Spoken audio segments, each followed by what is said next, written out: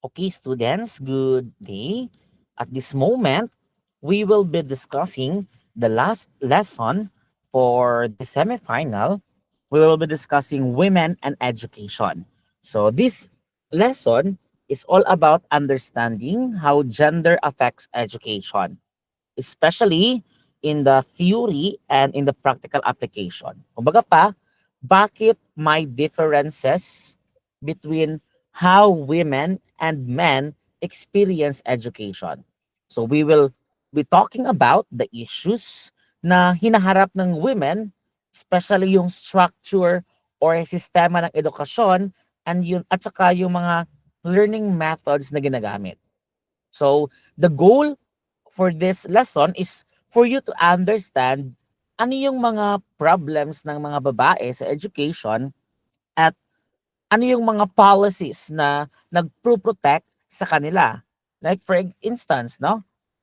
Mas konti yung women sa STEM fields compared sa men or bakit may discrimination pa rin in terms of opportunities. Yan. So here, primary educational issues, therefore, the first one is gender stereotyping. The second one is access to quality education. The third one is sexual harassment. And the fourth one is early pregnancy. Now, we will be focusing on these main problems. So these are the main problems na hinaharap ng mga babae when it comes to education. And these are not just an issue, but a big issues that affect the learning experience and opportunity of women. Let's start with gender stereotyping. Kumbaga pa, still there are outdated beliefs. No? Ito yung mga outdated beliefs na dapat girls lang they need to choose a certain program or course na parang bagay lang sa kanila like teaching, nursing or caregiving. Kumbaga pa, parang may invisible boundary na nagpapahirap para sa mga babae to pursue careers na traditionally seen as for men like engineering or in the maritime industry. Huh? Kumbaga pa, limit women's life choices and opportunities. Ay, babae man ka, pag nursing na lang, uy, parang gano'n, no? Kasi nakasanayan that women are very passionate about caring someone. Yan. The second educational issue is access to education. No? Hindi lahat ng girls may access to good schools, especially sa mga rural areas, not just in rural but also in the far-flung areas, no? Where limited information are very where information is not accessible at saka very limited. Plus, minsan nga, mas pina-priority pa ang mga boys sa schooling, lalo na if limited lang yung resources. No? Kumbaga pa, mahulog na second option, always ang babae, pag, choosing, kanang related courses at saka given of resources. Next, sexual harassment. This is a serious issue. No? Kasi, it creates an unsafe learning environment for women. Kung hindi safe ang schools, then women will not feel comfortable or they are unmotivated to study. That's why the school environment should conduct this policy for women na anti-sexual harassment. The last common or the primary educational issue is early pregnancy. Of course, di man jud mabuntis ang lalaki pod, no? So yan. So for young women na nabubuntis early, there are lots of challenges he or she might face. Para pa kumbaga, parang may pause button na nag-click sa education nila kasi they have to focus on motherhood instead of school. Mas una ko na nilang anak kaysa sa pag-eskwela, no? Kaya nga I am very kanang believe ko sa mga mga mama or kanang mga batanon pagani na anak pero nagpadayon eskwela gihapon. But again, early pregnancy is not that good na hindi na siya maayo. Kay what if dili ka stable? Ayan, na dili pa prepared ang tanan. Now, There are three advantages of gender equality. Kapag na-achieve ang gender equality, there are lots of benefits na makukuha sa society. First, economic prospects, no? Mas maraming opportunities for women to earn better salaries and be financially independent, which is true, no? Mas financially stable yung babae. Second, health and rights, no? Women become more aware of their reproductive health and rights, that they can make better choices for their own well-being. And for the last one, empowerment. Gender equality means women can fully participate in society, not just in politics, in business, but also as a community leader, as also as a preacher and teacher. Imagine, example, si Kelly, nung college, nag-decide siya na mag-take ng IT kasi maraming nagsasabi na panglalaki lang yan.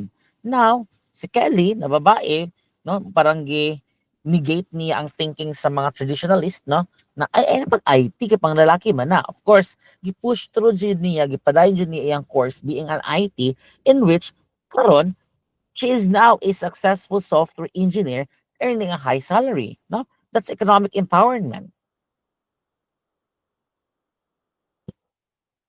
So here, it was discussed already last time, the Beijing Platform for Action, the BJPFA. There are three things that the major goals of this Beijing Platform for Action. First is access to education.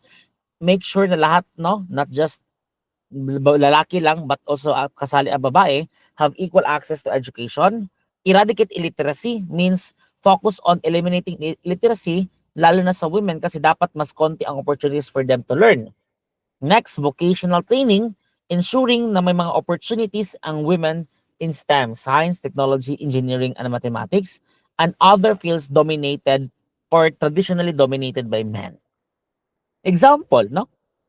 Meron ng scholarships for girls sa STEM courses, no? To encourage them to pursue careers in science and technology. Now, this is one way of making sure na equal ang access to education, no? Ang scholarship for STEM hindi lang pang lalaki but also walang gender na pinipili.